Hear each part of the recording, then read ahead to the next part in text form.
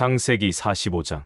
요셉은 하인들 앞에서 더 이상 정을 억제할 수가 없어 큰 소리로 명령하여 모든 하인들을 물러가게 하고 형제들에게 자기가 누구라는 것을 알렸는데, 그때 그곳에는 자기 형제들 외에 아무도 없었다. 그리고서 요셉이 큰 소리로 울자 이집트 사람들은 그가 우는 소리를 들었으며 또 그 소문은 바로의 궁전에까지 전해졌다. 요셉이 형들에게 나는 요셉입니다. 아버지께서 아직 살아 계십니까? 하자 형들은 그 말을 듣고 너무 놀라 대답을 하지 못하였다. 그때 요셉이 형들에게 나에게 가까이 오십시오 하자 그들이 가까이 다가갔다. 그래서 요셉이 그들에게 이렇게 말하였다. 나는 형님들이 이집트의 판 동생 요셉입니다. 형님들이 나를 이곳에 팔았다고 근심하거나 한탄하지 마십시오. 하나님께서 우리 가족을 구하시려고 나를 형님들보다 먼저 이곳에 보내셨습니다. 이 땅에 2년 동안 흉년이 들었지만 앞으로도 5년 동안은 경작도 못하고 추수도 못할 것입니다. 하나님이 놀라운 방법으로 형님들을 구원하고 형님들과 형님들의 자손들이 살아남도록 하기 위해서 나를 형님들보다 먼저 보내셨습니다. 그러므로 나를 이곳에 보내신 분은 형님들이 아니라 하나님이십니다. 하나님이 나를 바로의 고문관으로 삼으시고 또 그의 모든 권한을 나에게 맡겨온 이집트를 다스리는 총리가 되게 하셨습니다. 이제 형님들은 속히 아버지에게 돌아가셔서 아버지의 아들 요셉이 이렇게 말한다고 일러주십시오. 하나님이 나를 이집트의 총리로 삼으셨습니다. 지체하지 마시고 나에게 내려오십시오. 아버지께서는 아들들과 손자들과 함께 아버지의 양과 소와 모든 소유를 이끌고 와서 이곳 고센 땅에 살면서 나와 가까이 계실 수 있습니다. 아직 5년 동안 흉년이 더 계속될 것이므로 내가 여기서 아버지를 보살피겠습니다.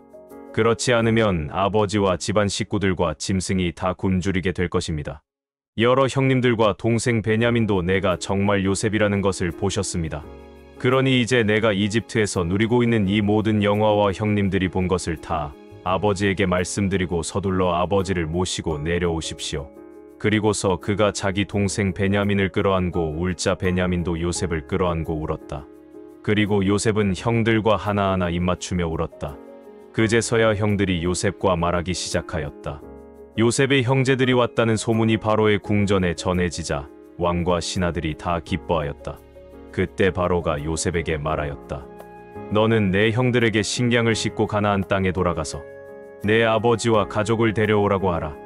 내가 그들에게 이집트에서 제일 좋은 땅을 주겠다. 그들은 가장 좋은 농산물을 먹고 살 것이다. 또 너는 그들에게 이집트에서 수레를 가지고 가서 그들의 처자들과 아버지를 태워서 데려오라고 하라. 그들이 가져오지 못하는 물건에 대해서는 염려할 필요가 없다. 이집트의 제일 좋은 것이 다 그들의 것이 될 것이다. 야곱의 아들들이 그렇게 하기로 하자 요셉은 바로가 명령한 대로 그들에게 수레와 길에서 먹을 음식을 주고 또 그들에게 각각 옷 한 벌씩을 주었으며 베냐민에게는 은화 300개와 옷 5벌을 주었다. 그리고 그의 아버지에게는 수나귀 10마리에 이집트의 제일 좋은 물품을 싣고 또 암나귀 10마리에는 길에서 아버지에게 드릴 곡식과 빵과 음식을 실어 형들을 돌려보내며 형님들 길에서 다투지 마십시오 하였다. 그들이 이집트를 떠나 가나안 땅에 있는 아버지에게 가서 요셉이 아직 살아 있습니다. 그가 이집트의 국무총리가 되었습니다. 하자 야곱은 깜짝 놀라며 그들의 말을 믿지 않았다. 그러나 요셉이 말한 것을 다 말해주자 그는 요셉이 자기를 태우려고 보낸 수레를 보고 그제서야 정신을 차리며 이렇게 말하였다. 더 물어볼 필요도 없다. 내 아들 요셉이 지금까지 살아있다니 내가 죽기 전에 가서 그를 봐야겠다. 마가복음 15장. 이른 아침 대제사장들과 장로들과 율법학자들이 의회 전체 회의를 열어 결의한 후 예수님을 묶어서 끌고 가 빌라도에게 넘겼다. 빌라도가 예수님께 내가 유대인의 왕이냐? 하고 묻자 예수님은 그렇다. 하고 대답하셨다. 대제사장들이 갖가지 죄목을 붙여 예수님을 고소하자 빌라도는 다시 예수님께 사람들이 저토록 여러 가지로 너를 고소하는데 왜 한마디 변명도 없는가? 하고 물었다. 그러나 예수님이 아무 대답도 않으시는 것을 보고 빌라도는 이상히 여겼다. 명절이 되면 총독은 백성이 원하는 죄수 하나를 석방하는 전례가 있었다. 마침 폭동을 일으키고 살인한 죄로 갇혀있는 폭도들 중에 바라바라는 죄수가 있었다. 군중들이 빌라도에게 전례대로 죄수 하나를 석방하라고 요구하자 빌라도가 그들에게 여러분은 내가 유대인의 왕을 놓아 주기를 원하시오 하고 물었다. 빌라도는 대제사장들이 예수님을 시기하여 자기에게 넘겨준 것을 알고 이렇게 물은 것이다. 그러나 대제사장들은 군중들을 충동하여 오히려 바라바를 요구하게 하였다. 그때 빌라도가 군중들에게 물었다. 그러면 여러분이 유대인의 왕이라고 부르는 사람은 어쩌란 말이오? 십자가에 못 박으시오. 이유가 무엇이오? 이 사람이 무슨 죄를 지었소? 하고 빌라도가 다시 묻자 군중들은 더욱 소리를 지르며 십자가에 못 박으시오 하고 외쳤다. 그래서 빌라도는 군중들의 기분을 맞추려고 바라바를 놓아주고 예수님은 채찍으로 때린 후 십자가에 못 박도록 내어주었다. 군인들은 예수님을 총독의 관저 안에 있는 군본부로 끌고 가서 온 부대원을 모으고 예수님께 자주색 옷을 입힌 다음 가시관을 엮어 머리에 씌우고서 경례하며 유대인의 왕 만세 하고 외쳤다. 또 그들은 갈대로 예수님의 머리를 치며 침을 뱉고 엎드려 절도하였다. 그들은 이렇게 예수님을 조롱한 후 자주색 옷을 벗기고 예수님의 옷을 다시 입혀서 십자가에 못 박으려고 끌고 나갔다. 마침 알렉산더와 루포의 아버지 구레네 사람 시몬이 시골에서 올라오는 길에 그곳을 지나가고 있었다. 군인들은 그를 보고 강제로 붙잡아 예수님의 십자가를 지고 가게 하였다. 그들이 예수님을 끌고 해골터로 알려진 골고다로 가서 모략을 탄 포도주를 마시라고 예수님께 드렸으나 받지 않으셨다. 그들은 예수님을 십자가에 못 박고 나서 제비를 뽑아 그분의 옷을 나누어 가졌다. 예수님이 십자가에 못 박히신 때는 오전 9시경이었다. 예수님의 죄명이 적힌 죄패에는 유대인의 왕이라고 쓰여 있었다. 그들은 또 예수님과 함께 두 강도도 십자가에 못 박았는데 하나는 예수님의 오른편에 하나는 왼편에 매달았다. 지나가던 사람들도 머리를 흔들며 야 성전을 헐고 3일 만에 짓겠다는 자야 내 자신이나 구원하고 십자가에서 내려오너라 하고 조롱하였다. 대제사장들과 율법학자들도 그와 같이 예수님을 조롱하며 남은 구원하면서 자기는 구원하지 못하는군. 이봐 이스라엘의 왕 그리스도랴 당장 십자가에서 내려와 보아라. 그러면 우리도 믿겠다 하였고 함께 못 박힌 강도들까지도 예수님을 욕하였다. 낮 12시가 되자 온 땅에 어두움이 뒤덮이더니 무려 3시간 동안 계속되었다. 오후 3시에 예수님은 엘로이 엘로이 라마 사박다니 하고 크게 외치셨다. 이 말씀은 나의 하나님 나의 하나님 왜 나를 버리셨습니까? 라는 뜻이었다. 곁에 서 있던 사람 중에 어떤 이들은 이 말을 듣고 저것 봐 엘리야를 부르잖아 하고 말하였다.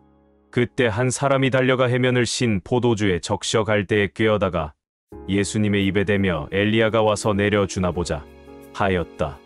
예수님이 큰 소리를 지르시고 숨을 거두시자 성전 휘장이 위에서 아래까지 둘로 찢어졌다. 그러자 지켜섰던 장교는 예수님이 이렇게 숨을 거두시는 것을 보고 이 사람은 정말 하나님의 아들이었구나 하였다. 그리고 여자들도 멀리서 바라보고 있었다. 그들 가운데는 막달라 마리아, 작은 야고보와 요새의 어머니 마리아, 그리고 살로메가 있었다. 그들은 예수님이 갈릴리에 계실 때 따라다니며 섬기던 여자들이었다.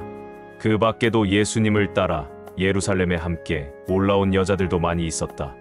그날은 안식일 전날, 곧 안식일을 준비하는 금요일이었다. 그래서 날이 저물자 아리마대 사람 요셉은 용감하게 빌라도를 찾아가서 예수님의 시체를 요구하였다. 그는 덕망 높은 의회 의원이며 하나님의 나라를 기다리는 사람이었다. 빌라도는 예수님이 벌써 죽었을까 하고 미심쩍어서 장교를 불러 알아본 후에 요셉에게 시체를 내어주었다. 요셉은 예수님의 시체를 내린 후 준비한 고운 모시천으로 싸서 바위를 쪼아내어 만든 무덤에 넣고 큰 돌을 굴려 입구를 막았다. 이때 막달라 마리아와 요새의 어머니 마리아는 예수님의 시체를 넣어둔 곳을 지켜보고 있었다. 욥기 11장. 그때 나아마 사람 소발이 이렇게 말하였다. 이런 말을 듣고도 대답하지 않을 사람이 있겠느냐? 그와 같이 말이 많다고 해서 옳다는 인정을 받겠느냐? 내가 자랑할 때 나는 잠자코 있어야만 하겠느냐?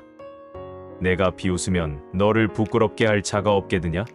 너는 내가 믿고 생각하는 것이 옳다고 여기며 하나님 앞에서도 내가 순결하다고 주장하는구나.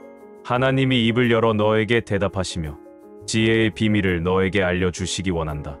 지혜에는 인간이 이해하기에 너무 심오한 면이 있기 때문이다. 너는 하나님이 너에게 주신 벌이 내가 마땅히 받아야 할 것에 비해서 오히려 가벼운 것임을 알아야 한다. 내가 전능하신 하나님의 위대하심과 능력에 대한 깊이와 한계를 감히 측량할 수 있겠느냐? 그것이 하늘보다 높으니 내가 어찌하겠으며 지옥보다 깊으니 내가 어떻게 알겠느냐? 하나님의 위대하심은 땅보다도 넓고 바다보다도 깊다. 만일 하나님이 사람을 잡아 가두시고 재판을 하기 위해 법정을 여신다면 누가 감히 그를 막을 수 있겠느냐? 하나님은 거짓된 사람을 아심으로 일일이 살피지 않고서도 악한 자들의 행동을 다 보고 계신다. 들나귀 새끼가 사람으로 태어날 수 있다면 어리석은 사람도 지혜롭게 될 수 있을 것이다. 내가 마음가짐을 바로하고 주를 향해 손을 들 때 내 손에 있는 죄를 떨어버리고 내 집에 악이 머물지 못하게 하라. 그러면 내가 부끄럽지 않게 얼굴을 들고 굳게 서서 두려워하지 않을 것이다. 그때 너의 모든 괴로움은 빨리 흘러가는 물처럼 내 기억에서 사라질 것이다. 그리고 너의 삶은 대낮보다 더 밝고 어두움도 아침과 같을 것이다. 그렇게 되면 너는 희망이 있기 때문에 든든할 것이며 자신을 보살피면서 안전하게 쉴 수 있을 것이다. 또 내가 누워도 너를 두렵게 할 자가 없을 것이며 많은 사람이 도와달라고 너를 찾아올 것이다. 그러나 악한 자들은 눈이 어두워 도망갈 곳을 찾지 못할 것이니 그들의 희망은 목숨이 끊어지는 것 바로 그것이다. 로마서 15장. 우리 믿음이 강한 사람들은 믿음이 약한 사람들을 보살펴주고 우리 자신을 기쁘게 해서는 안 됩니다. 우리는 이웃을 기쁘게 하여 서로 유익하게 하고 덕을 세우도록 해야 합니다. 그리스도께서는 자기를 기쁘게 하지 않으셨습니다. 오히려 성경에는 이렇게 기록되어 있습니다. 주께 던진 모욕이 나에게 돌아왔습니다. 전에 기록된 모든 것은 우리가 인내와 성경의 위로로 희망을 갖도록 교훈하기 위해 기록되었습니다. 이제 인내와 위로의 하나님이 여러분에게 그리스도 예수님의 정신과 일치하는 연합 정신을 주셔서 여러분이 한 마음과 한 목소리로 우리 주 예수 그리스도의 아버지이신 하나님께 영광을 돌릴 수 있기를 바랍니다. 그러므로 그리스도께서 하나님께 영광을 돌리기 위해 우리를 받아 주신 것처럼 여러분도 서로 따뜻이 맞아들이십시오. 내가 여러분에게 말합니다만 그리스도께서 할례를 받는 유대인들의 종이 되신 것은 하나님이 신실하신 분임을 보이고 그들의 조상들에게 하신 약속이 이루어지게 하며 이방인들이 하나님의 자비에 대해서 그분에게 영광을 돌리도록 하기 위해서였습니다. 그것은 이렇게 기록된 성경 말씀과 같습니다. 그러므로 내가 이방인들 가운데서 주를 찬양하며 주의 이름을 노래합니다. 성경은 다시 말합니다. 이방인들아, 주의 백성과 함께 기뻐하라. 너희 모든 이방인들아, 주를 찬양하라. 너희 모든 민족들아, 주를 찬송하라. 또 이사야도 이새의 후손이 나타나 모든 민족을 다스릴 것이니 이방인들이 그에게 희망을 걸 것이다. 라고 하였습니다. 희망의 원천이 되시는 하나님이 여러분에게 믿음으로 기쁨과 평안을 마음껏 누리게 하셔서 여러분의 희망이 성령님의 능력으로 넘치기를 바랍니다. 형제 여러분, 나는 여러분이 선하고 지혜로워서 충분히 서로 가르칠 수 있으리라고 믿습니다. 그러나 내가 여러분에게 몇 가지 점을 상기시키려고 이것을 아주 담대하게 기록했습니다. 내가 이렇게 담대해진 것은 하나님이 나에게 주신 은혜 때문입니다. 그 은혜로 나는 이방인들을 위해 일하는 그리스도 예수님의 일꾼이 되어 기쁜 소식을 전하는 제사장 일을 하고 있습니다. 그것은 이방인들이 성령으로 거룩하게 되어 하나님이 받으실 만한 제물이 되게 하려는 것입니다. 그러므로 나는 하나님을 섬기는 일을 그리스도 예수님 안에서 자랑스럽게 여깁니다. 나는 그리스도께서 이방인들을 인도하여 하나님께 순종하도록 하기 위해 나를 통해서 행하신 일 외에는 말하지 않으려고 합니다. 하나님은 이것을 말씀과 행동과 놀라운 기적과 성령님의 능력으로 하셨습니다. 나는 이 일로 예루살렘에서 일루리곤까지 그리스도의 기쁜 소식을 힘껏 전했습니다. 나는 남이 세워놓은 터 위에 건축하지 않으려고 그리스도가 알려지지 않은 곳에서만 기쁜 소식을 전하려고 애썼습니다. 이것은 성경에 그의 소식을 듣지 못한 사람들이 보고 깨달을 것이다 라고 기록된 말씀과 같습니다. 그러므로 내가 여러분에게 가는 길이 여러 번 막혔습니다. 그러나 이제는 이 지방에서 할 일이 끝났습니다. 그래서 여러 해를 두고 벼르던 대로 내가 스페인으로 가는 길에 먼저 로마에 있는 여러분을 방문하여 얼마 동안 교제를 가진 후에 거기서 여러분의 도움을 받아 스페인으로 가려고 합니다. 그러나 지금은 마케도니아와 아가야에 사는 성도들이 예루살렘의 가난한 성도들을 위해 정성껏 헌금한 돈을 전하려고 내가 예루살렘으로 가는 중입니다.